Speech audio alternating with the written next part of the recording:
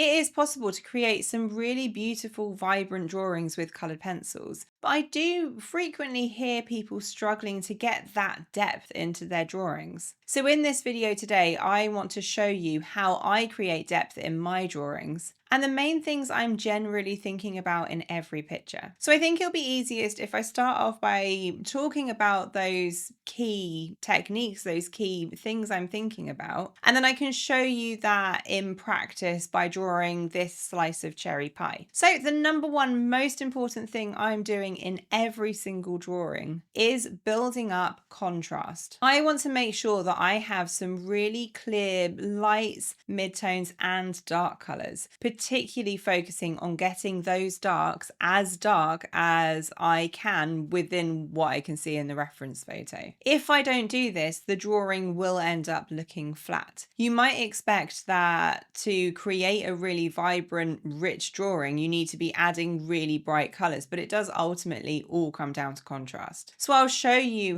how that works in practice in a second when we're drawing this cherry pie. I'll show you sort of how far I go with adding in that contrast. Now, the other thing I always want to be thinking about when adding depth is the colors that I can actually see. So with any drawing, it's possible to make assumptions about the colors that are within the drawing. It's easy to assume certain colors either will or won't be there. But if I focus on adding in all of those slightly more hidden colors, we're going to end up with a much richer looking drawing. Now, this is all going to make a lot more sense in a second. So let me show you in practice with this picture. Now, I am drawing this picture from a reference photo, as I do with all of my drawings. Because I focus on drawing realistically, I find this is the best way to create a realistic drawing. And I'll be really looking at the colors and shapes I can see within this. Now, before we get started with the drawing, if you do want to go through this with me in a lot more detail, I do have the full tutorial available on my website. In fact, I have not only this tutorial, but loads others as well in a whole host of different subject matters. Each of these tutorials on my website are split out into smaller chapters so you can work on the drawing one section at a time and one stage at a time. So it's kind of in more bite-sized pieces. I include these really in-depth instructions as well as all of the real-time footage so you can see exactly what I'm doing. I also include details of the specific colors that I'm using and sketch outlines, both light sketch outlines if you want to print it directly onto your drawing paper, and darker sketch outlines if you want to trace. I also include all of the reference photos for all of the tutorials. Check out the link in the description. So let's take a look at this cherry pie. And what I want to do is gradually build up all of the colors of the cherry pie one color at a time. I don't want to be pressing really hard with each pencil. We're going to end up with much richer and deeper color if we do it gradually. Now, generally speaking, I'm starting this drawing in the way that I do with all of my drawings, starting from the lighter colors and working towards the darker colors. So I'm looking for the lightest color that I can see in each area on the drawing. And I am marking in all of the main key shapes I can see in that color. Essentially what I'm doing with this color is marking this color in everywhere that I can see is this color or darker. The goal really is to firstly get something down on the paper, something that I can then start building off of, but just kind of get my bearings on what's going where. My only goal to begin with is to get something down that I can then build on. I want to get sort of a really light and washed out version of the drawing if possible. Now, there's so many reasons that I start off with these lighter colors and work towards the darker colors. Firstly, if I have this red color, for example, down on the paper before I start putting the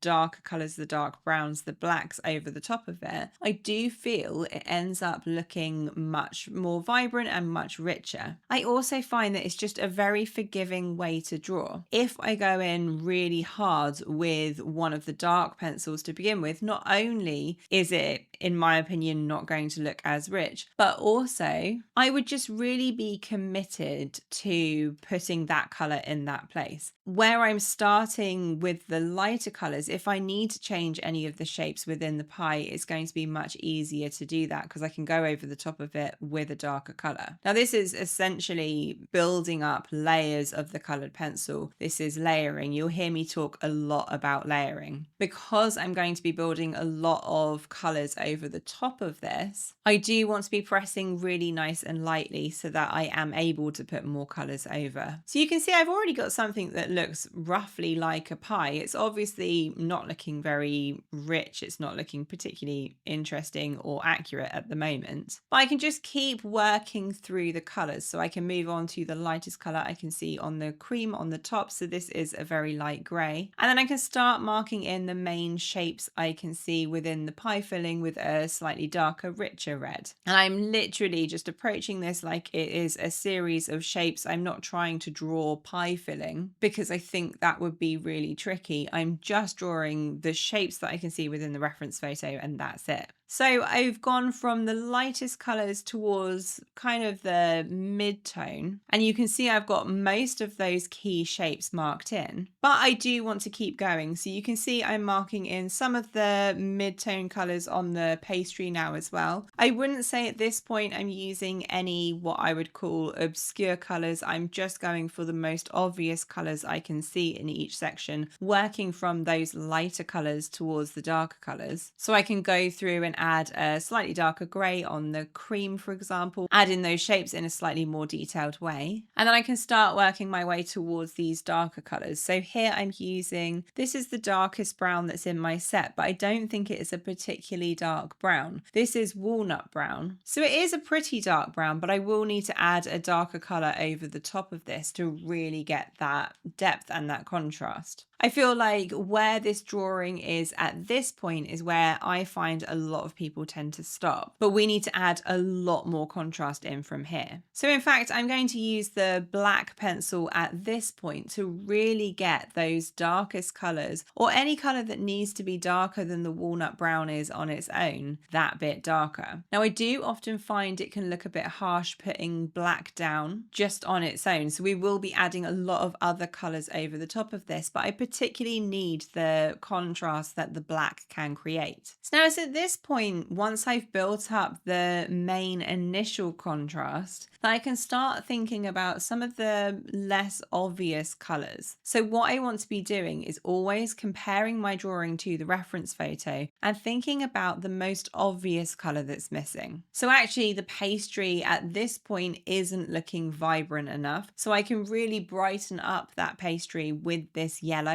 The yellow, when you look at the pencil, looks like it's going to be way too bright in comparison to the drawing, but I'm just trying to add the most obvious color that's missing at every step, and then it will all come together. Now I feel for every color that I add, it makes the next color that's missing more obvious. So once I've added in that more yellow pastry, I'm now particularly noticing the kind of edges of the pastry have a purple tone, a purpley pink to them that I don't currently have. So I can add a little bit of this color over a few areas, particularly around the edge of the pastry. And then I think that shows the next color that's missing. So actually in the pie filling, some patches are more of a dark, deep purple rather than the deep red that I currently have. So I can work along, generally I work from the left to the right, adding in those more vibrant patches until I think that's taken the drawing that little step closer to what it should look like finished. And I'm essentially repeatedly doing this with one color after another, constantly adding in that most obvious missing color. So a more vibrant red here,